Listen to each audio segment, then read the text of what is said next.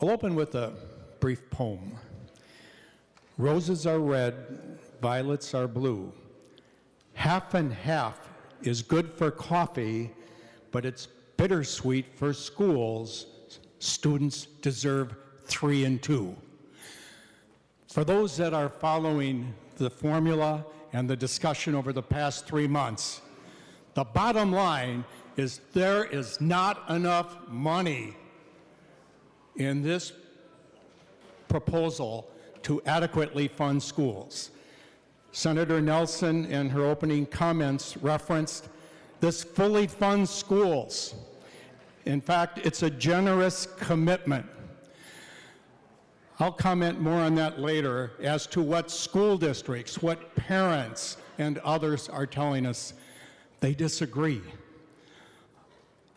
I'd like to focus, though, now on many positive things, and I want to commend Senator Nelson for the strong statement for safe schools, strong bipartisan support as to what we can do to provide for flexibility at the local level, for them to invest further in security, whether it's in buildings or additional staff, whether it be counselors, social workers, nurses, others that can help for student safety and staff safety. And safe schools also means addressing lead testing and information to parents. It means addressing radon testing with perhaps some potential we could address that further. There's also a provision included, which I authored and worked with Senator Chamberlain and Senator Isaacson on, for hazardous emission information. If there has been notice in an area of hazardous emissions from the PCA or the Minnesota Department of Health, if there is a school that has been impacted, parents, students, and staff will have a right to know. This is a huge issue in the White Bear Lake area, where there are hundreds of people going to community meetings to see whether 1,000 tons of TCE, trichloroethylene, could have impacted students and others within a 1.5 mile area. It's serious, and it could happen into any of our districts. So thanks for including these needed provisions. Safe schools. Learning is compromised if we don't feel safe. There are several provisions that I compliment the chair and others for including. I'll mention 9 more and could go on. But next would be kindergarten assessment. Bipartisan support. I worked with Senator Ralph actually on a proposal that would have some measurements as to how students are doing entering K. The first benchmark we have for world's best workforce and our accountability system is for students to be ready.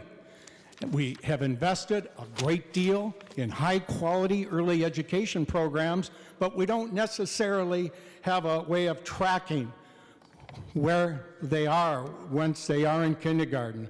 I appreciate the support that the Minnesota Chamber of Commerce, the Minnesota Business Partnership, and others have for this provision. It's needed. And by the way, the majority of states have a provision like this. It's time we do it. I applaud the provision for smarter testing. Parents, students, teachers, they need to get timely information on results, and this will help accomplish that. Bravo for the additional investment for post-secondary education options. This will provide even more opportunities for students throughout the state. Thousands of students have benefited, and many additional students will as well. And I'd like to thank Joe Nathan, the Center for School Change, and all the students that came and testified for that. You've made a big impact for education. Competency-based education, Senator Nelson mentioned, and appreciate what the group Education Evolving has worked on. The key is working with teachers. I was so energized to see teachers in Chaska, in Farmington, and in White Bear Lake showing how they had worked in developing a program that could go beyond just looking at basing results on seat time, but giving needed flexibility. But teacher involvement, I so much remember the football coach in Farmington and his enthusiasm and renewed enthusiasm by teachers and others, and particularly students that met with us. Special education. We'll have a little bit more about the lack of funding, but we did address paperwork. I believe there's 3 provisions in there. Bipartisan support to Senator Pratt, Senator Clausen, and others that worked on this during the interim. And there will be some additional measures taken to reduce paperwork. So much needed. The program pathway opportunities, there's many great additional measures. The music education, reference to the McPhail program, that is also included in White Bear Lake, and we appreciate that, but being able to expand that is a great thing. For the trades, the construction area, the military, providing different opportunities. There's agricultural grants in there as well. Very good thing. Provide different options for students as they search for their career. A program I authored, Race to Reduce. It's a water conservation program, and additional funds are provided to help develop curriculum on water conservation, and it would be very replicable for other districts interested in Minnesota, and they have expressed such interest. The Sané Foundation, I'm very impressed with the leaders of that and what they have made for progress, and so thank you for including that. Other provisions are included, but and I do want to mention the cursive writing. It was fun to see Senator Rest, who also used to be a teacher, and she showed that with passion in making the plea for cursive writing and the educational benefits. And there is a directive to the Department of Education to come up with some guidance for districts in having exemplary programs. It's proven it can have an impact. There are more, but I commend Senator Nelson for these and others. These will do a lot of good. And there are items that were controversial that aren't here. Not that there are some controversy, we'll have some discussion, but for the most part it wasn't. Whether it's on pre-Labor Day or various aggregated data, sex education I don't believe is in here, and but we've been getting a lot of emails on it. I don't believe that's part of the discussion today. So, progress on various items that are included, but the fundamental concern that we have is that there is not enough revenue. I have a handout from the Association of Metropolitan School Districts. It includes your metro districts and also St. Cloud and Rochester. And I'll also be sharing some information from rural schools where the impact is even more significant. But on the claim that we are adding $940 million for the increase. Well, let's say semantically, for argument, that's true. The key, what districts are looking at, what parents and others that are going through budget cuts, is additional increase in per pupil unit spending, the additional per pupil unit. Most of this $940 million is going to be in special education, where the costs continue to rise, particularly with the lack of federal help and not enough being done at the state level. There's also 27,000 additional students in the system. We need to pay for that. Other items are mentioned in the Association of Metro School District, and it references, the story behind that number. It's complex, albeit esoteric in terms of how it might be understood in messaging. But the bottom line is it's not new additional money for the per pupil unit. And that is why many school districts across the state are in a funk that half and half is going to lead to cuts. Half and half is $31 the first year, the biennium, $32 the second. Governor Walz in the House, they're advocating $141 and $380 the first and second year. That's 5 times more.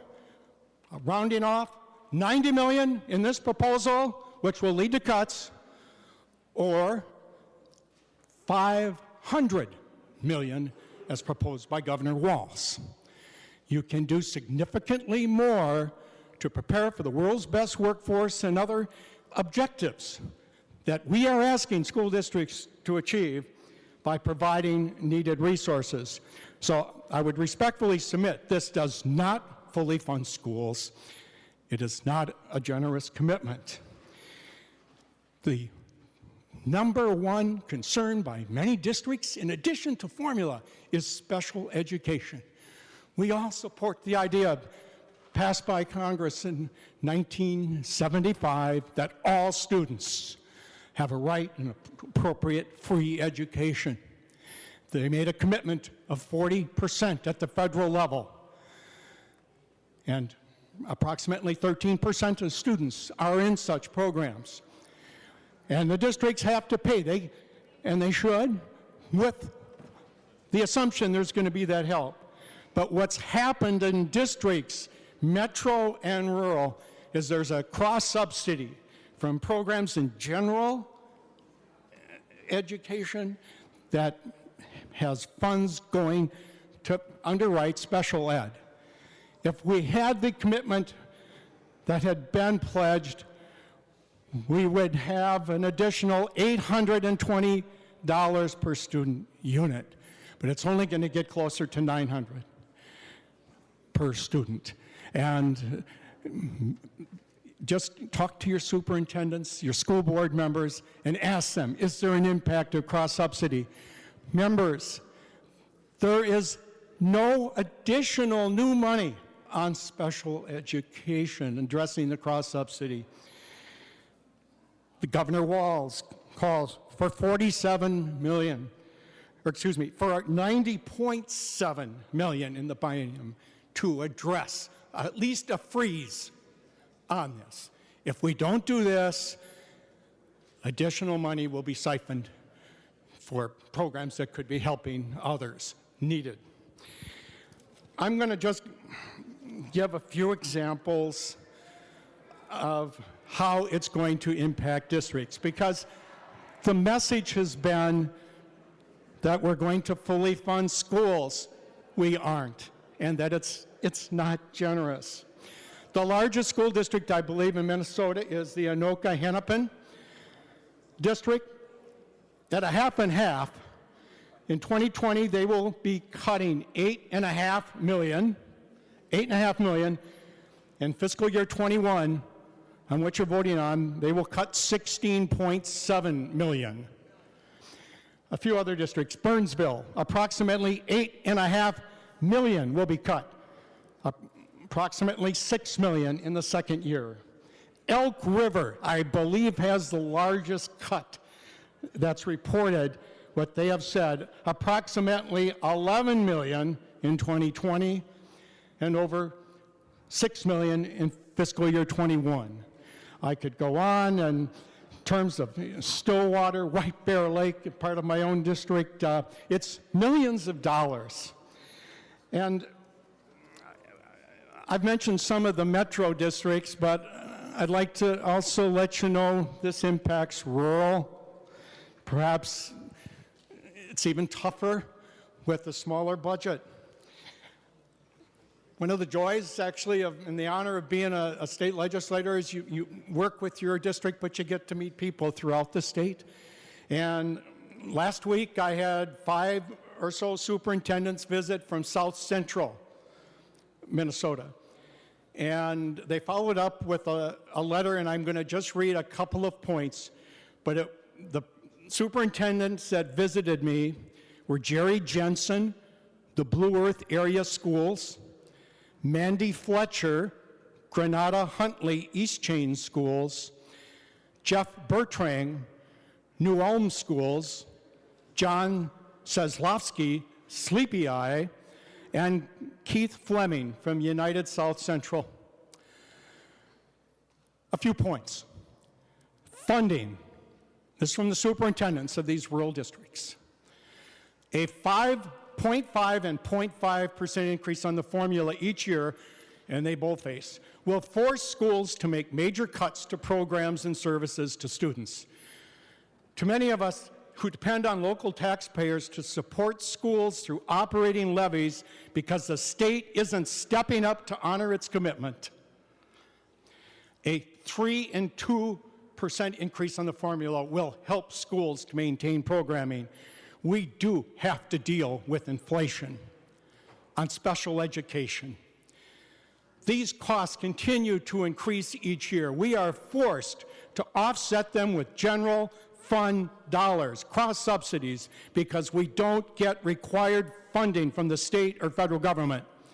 Without additional funds, we continue to go backwards for all programs in order to pay for special education program costs. All of us strongly support, by the way, the early education. There's a lot of good that can be done in scholarships. But these superintendents, they were very concerned about the potential impact of this bill for voluntary pre-K. And this is what they said. Many of our districts depend on voluntary pre-K for our communities. Please continue to support this program for students. Without it, thousands of students will not have the same opportunities as those in other more affluent districts. Mr. President, members, I also handed out clippings, and you can look at what they say in different districts, including Winona or Faribault. This is not fake media. I just asked the Legislative Reference Library and some others put together, some clippings. What are they saying? I didn't hear about a record budget increase for education. I saw a lot of angst. And the headline, I believe from Litchfield, was that our hope is if we can get 3 and 2. So that's our plea, and I pledge to do whatever I can, because we will have a new target, a joint target within 100 hours, and then we'll have a week to figure it out. But this does not fully fund schools. It is not a generous commitment. It is inadequate.